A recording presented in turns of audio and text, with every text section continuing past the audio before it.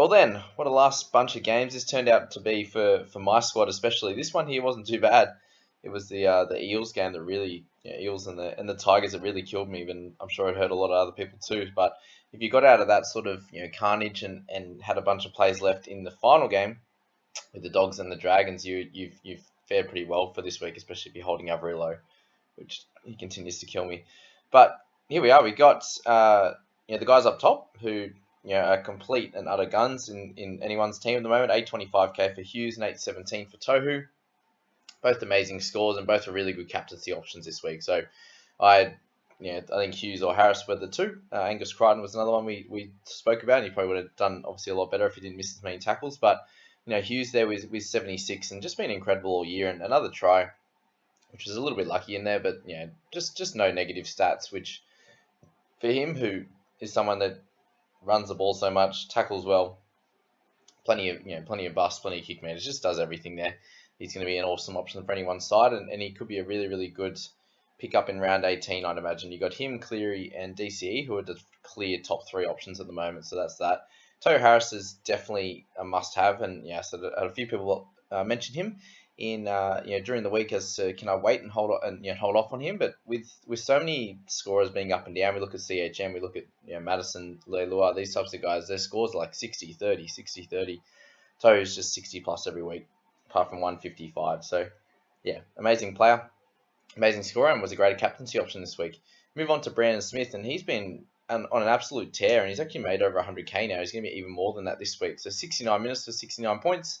Another great try. Got a really awesome hit from CHT there, but bounced back up, and he's completely fine. And I liked his little Instagram post after. He's like, yes, there's a picture just moments before a halfback put me on my ass kind of thing. So he's funny.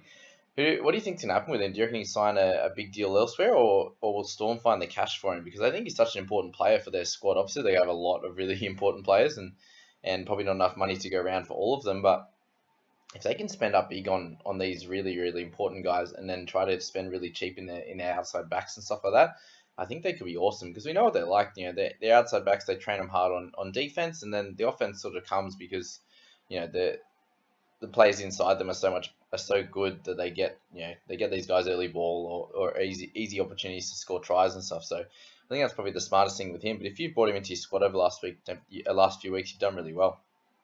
Ken Mamalo in his last game for the Warriors is moving straight to the Tigers, and will be available as of next week. So it'll be interesting to see what they do on their wings, and if they move on Roberts or what they do there. But it was nice. It was sad, but it was nice to see him drawn to tears at the end of that game after scoring a triple. I think it was his second triple of his career, and in his last game he had a really good one to finish with only one missed tackle there to go for his negatives.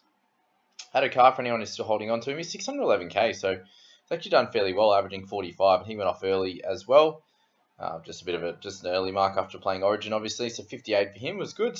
Cody Nicarimo, 57. A few people asked me if he's an option, and he's going to score fairly well. That 53 average is what you're going to get from him. So if you're happy with that as a half, then go for it. If you want to spend a little bit extra and go for a Hughes or something like that, then do that also. But in terms of other guys here, we've got Eisenhuth with 57, Grant with 48. So Grant's going to keep dropping a fair bit of cash, which is good. I think you look to pick him up after Origin for sure. 18, 19, 20. We need to see him get back to 80 minutes though, which he hasn't been doing. Egan was someone that a bunch of people asked me about if he's a good option. He did run 100 meters, which was strange, and did cop a pretty bad head knock, and could be out for at least a week or two. So not good if you picked him up. And the 47 was okay, I suppose. If he gets to 80 minutes, he's up in the 50s, which is fine. Roger, if you held on to him during this time, like I have, you pick up 46 with 7 tackle breaks, 164 meters, and a try saver. I can't believe he actually kept him up. Literally just snuck his hand out there last second and did really well. So a few less meters for Roger this week, but all in all, a solid game for him. And similar with Joshy Curran, so played a fair bit of time through the middle at the start of the game, and then moved to an edge, and got a try saver, got a line break there, 33 tackles, 75 meters. No real attacking stats. You can't really say too much about that. He kind of did his job at that price point, so anything around that 50 mark is going to be good for Joshy. And Nico Hines there, so 7 goals, a try assist, so 4 tackle breaks, only 87 meters run, so not as much as previous weeks. They're trying to throw a few more bodies at him, so it'll be interesting to see what happens with him. Obviously, Paps, if anyone heard the news, Paps looking to come back in round 16.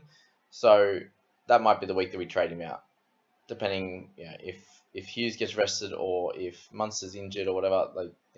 Other than that, you probably look to be moving him on because probably unlikely that Paps gets picked for Origin, especially for this first one. But looking to be maybe closer to the third Origin. Sorry, might be a chance of getting picked. But yeah, we'll go from there when that comes to it. Justin Olam with 43. So if you held the faith with him, then you were ordered with the 43, which is good. Better than a lot of the other centers that are putting what they're putting out at the moment. Bailey Sirenin surprisingly played 80, but the main reason was because CHT went off early. So I think he would have had a few less minutes, but playing that 6 role when CHT went off was that. Finucane with 38, Aiken 37, Remus Smith with 34. He's getting very close to being traded out. Munster, we good to see him drop some cash. I don't think many people would have him left. That Aaron Panay was he seems really solid actually. I liked his running game. He's a big boy. They keep producing these guys, don't they? With Tino last year and now Panay this year, for example. That's about all to really talk about. Yeah, CHT looks like he's 20's pack, unfortunately, which is not good. Jesse Bromwich with 21 minutes and -1, so not a great one for him. And if you picked up that Loyero, 10 points in his 30 minutes, which not ideal, but is what it is with that. We move on to this Eels and Tigers game. I don't want to spend much time on this because it really gave me the shites. I tried to drink my sorrows away last night after how bad my Tigers players went. But anyway, Papa Lee with 77. So awesome work and got sim binned at the end of the game, which cost him a 90. So really, really good. If you own him, like the majority of people do in the top 1,000 or so, you're rewarded with a really good score. And it looks like you just got a fine, so you won't be getting any time, which is great. So we'll take his 77 for sure. Mitchy Moses with 74 in his time on the Bucks. He was really, really low. I think it was 14 at half time, and then just put on everything. A couple of line breaks, try, assist, try. Obviously, plenty of goals, and limited on the negative side with 10 negatives for him. So, awesome work for Moses. 2 tries for Gutho, which gives him 69 points. So both really, really cool options for anyone's side. And the person I was spruiking all week, Lussick, and then decided to go against him because of his high break even. Ended up playing 80 minutes and getting a try and 61 points. So hope that a lot of you guys took my advice, because I didn't myself, and decided to go for Suwali instead as the cash out. He's going to play 17, so maybe I can make up 1 week's worth of scores in that with his 18 and then his hopefully 30 or 40 in round 17. But that's that there. So well done if you picked up Lussick. Little there with 58. He's been pretty solid. Always had been scoring well. He lost his spot, unfortunately. Brooks for 50. You take that in a losing side, obviously against the Eels. You cop that. Wonga Blake, who's going to continue to make some money now. So a bunch of good weeks in a row, which is cool. Nathan Brown, Alex Twal, all really average scores. Brownie, probably one of his best scores of the year, to be fair. But Twiley going back in minutes and getting a 45. So that up and down, up and down. I wouldn't, people keep asking me, should I pick him up? Should I pick him up after he gets a good score? But they're always followed by a bad one, unfortunately. So that's that. Safe Fast with a better score, but not an option. Brown coming back to down to earth with just not too much in this game. 21 tackles, 75 run meters, no real attacking stats, apart from the one line break there. He's someone that you could target, I think, looking towards more round 18, for example. All right, I haven't seen any of my players yet, of course. So trade out Stefano, gets 36, that's fine. All right, Opacek, solid game. Got a line break, had sort of 20 or so points pretty early and then just kind of coasted to the end. So it's good to see him actually running the ball again after that lighter week a couple of weeks ago. Lucy Leilua, 6 missed tackles, 20 tackles only. Ugh. Really love his meters and 3 tackle breaks and an offload. You take that every day of the week, but just yuck. 8 points he got in tackles. That's just shit. So, that's all I got to say. Madison getting early marks. What's that? What happened to the good old days where he just played 80 all the time? He's had so many games since his concussion issues, so maybe they're just keeping him off. They got car ride as an option and all this stuff. It's giving me the shite. So, been to play so well and get full minutes last week, and then it's soz bro, just have a rest now. So annoying. Dane Laurie with 21, so obviously went off for a head knock, comes back, sort of finished the game pretty well, to be fair. He wasn't looking good. He was a negative 4 or 5 with my good mate Dewey at the start of the game. I think he got to -6 at one point. The 21. You look to trade him out over the next few weeks. You don't really need him. Leading into round 17. So you can get rid of him. Nofaluma with another low one, and then we move on to my favourite player in the game, and Adam Dewey, -4. So he gets a head knock in there and cops that, but yeah, missed so many tackles on Isaiah Papali'i, unfortunately, and I had a couple of, I had a couple of runs there. Papali'i was making some getting great tackle breaks, but it was like missed tackle Dewey, missed tackle Leilua, missed tackle Dewey again, missed tackle Laurie. Like it was just killing me. So -4. He's going to be way under 600k this week, and looks like he's going to be gonna have to trade him. They like Mbai doesn't even play, and they put Billy Walters in there. So how long can they keep Dewey in the centres? I don't know. If they're going to keep him there, I have to trade him out. I think it's time. Yeah, he doesn't play 17. He's not a keeper in the centres. He's not scoring well enough for his price tag. Obviously, he's going to be a lot cheaper now, but I think it's time to go. And yeah, that game disgusted me. I hope it was a bit better for some of you guys. All right, so the updates are in for our last game of the round, and thankfully Avrilo didn't go up to the 100 mark because, God, he's incredible again. 2 tries, 2 line breaks, 10 tackles, 4 tackle breaks, 122 metres, 566 kick metres. Just a perfect game, and obviously a win for the Dogs. So second win there.